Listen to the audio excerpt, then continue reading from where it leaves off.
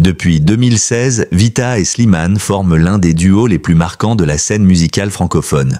Une alliance qui a transcendé le simple cadre professionnel pour devenir un véritable phénomène culturel. Leur rencontre, bien que liée au hasard des opportunités artistiques, semble aujourd'hui relever presque de la destinée. Slimane, vainqueur de la 5e saison de The Voice en 2016, avait déjà conquis le public par sa voix puissante et son interprétation habitée. Vita, de son côté, possédait déjà une carrière bien établie, jalonnée de tubes et de collaborations prestigieuses.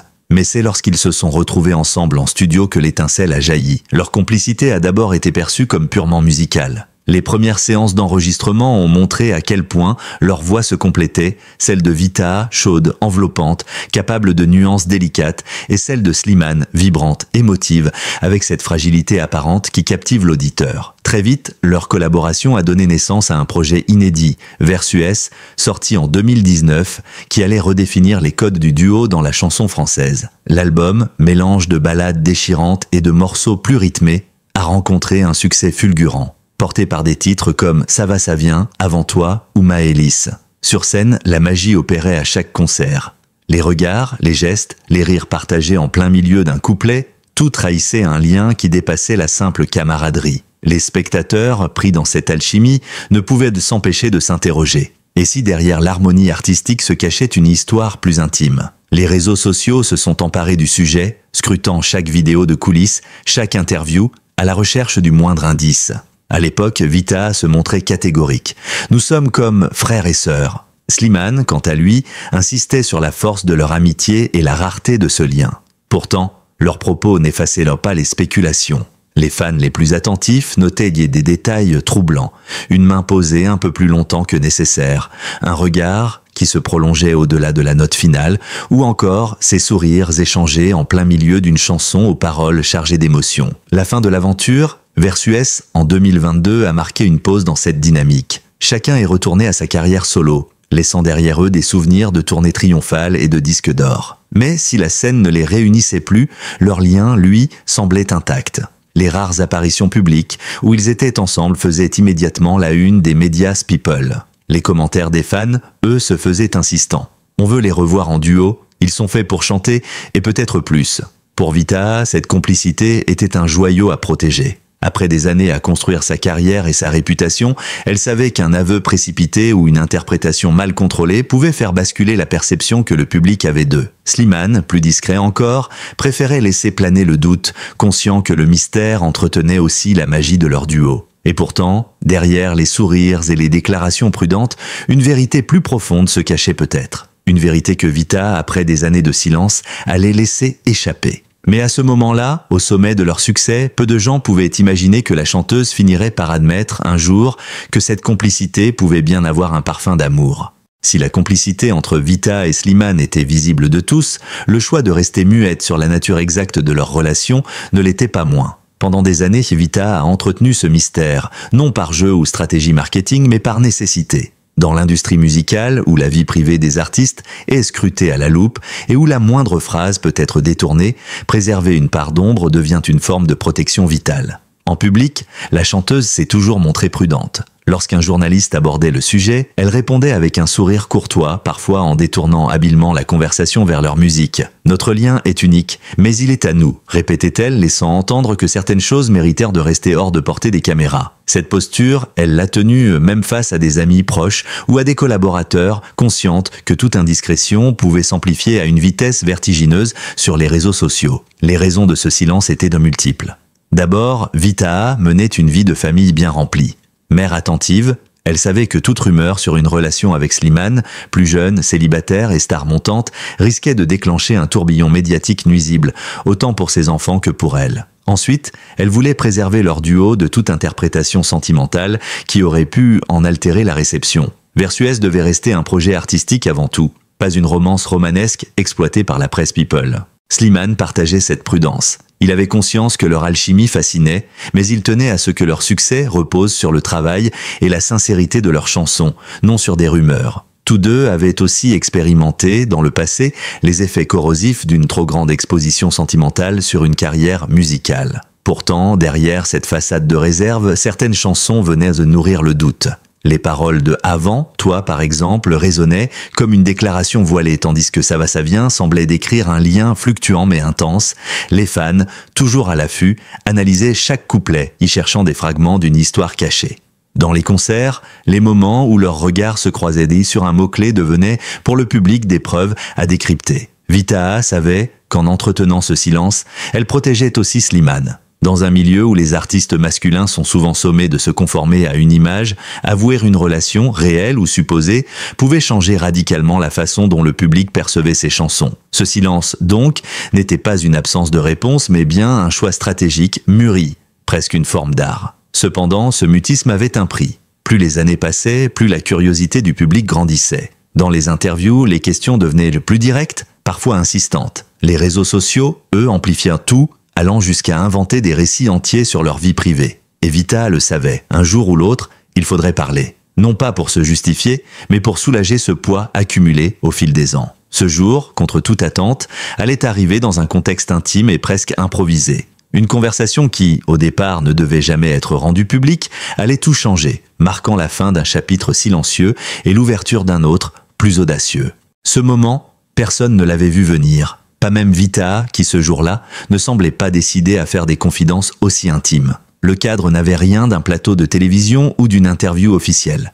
Un salon discret, à l'abri des regards, dans un hôtel parisien où elle aimait parfois se retirer. Le journaliste présent était un visage connu, un professionnel réputé pour son respect des confidences et sa capacité à mettre ses interlocuteurs à l'aise. Vitaha était installée sur un canapé en velours, vêtue simplement, sans maquillage outrancier, avec cette allure naturelle qui la rendait presque méconnaissable, pour qui ne la voyait qu'en scène. Une lumière douce filtrait par la fenêtre, et l'ambiance avait tout d'une conversation privée entre amis. La chanteuse d'abord parlait de musique, de son prochain album, de ses enfants, jusqu'à ce que le journaliste, sur un ton presque anodin, évoque Slimane. Un léger sourire a traversé le visage de Vitaha, mais ses yeux ont trahi une émotion plus complexe. Elle a s'est marqué une pause, baissé le regard vers sa tasse de thé, puis, après quelques secondes de silence, a prononcé ces mots « Je crois que je l'ai toujours aimé ».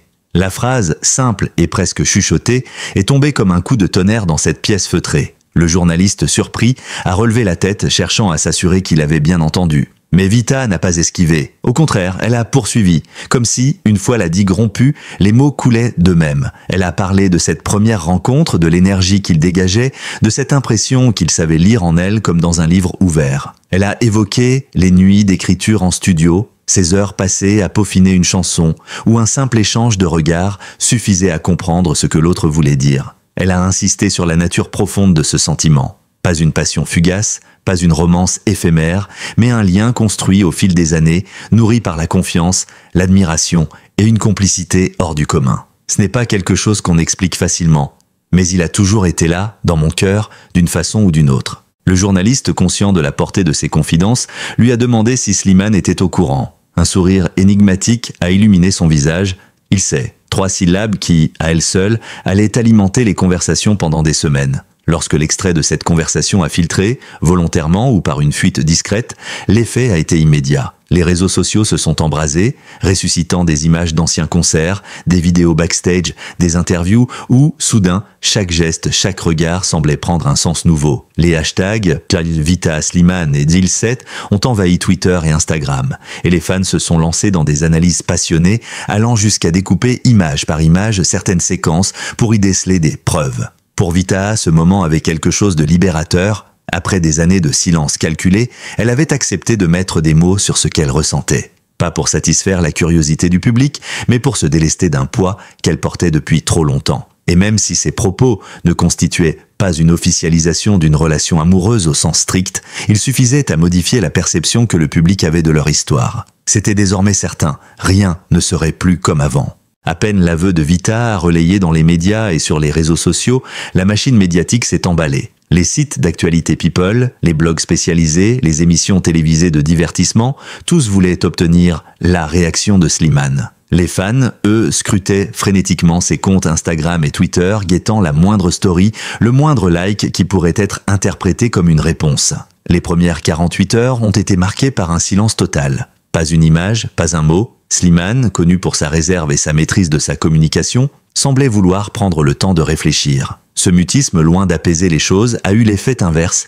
Il a nourri les spéculations. Était-il embarrassé, surpris ou bien touché mais prudent? Les débats enflammaient les fils de discussion et les médias commençaient déjà à parler d'un suspense insoutenable. Puis, au matin du 3e jour, la réponse est arrivée. Discrète mais calculée. Sur son compte Instagram, Slimane a publié une photo en noir et blanc, issue d'une session backstage lors de leur dernière tournée vers Suez. On les y voyait, assis côte à côte, leurs mains presque jointes, les regards tournés l'un vers l'autre avec une complicité évidente.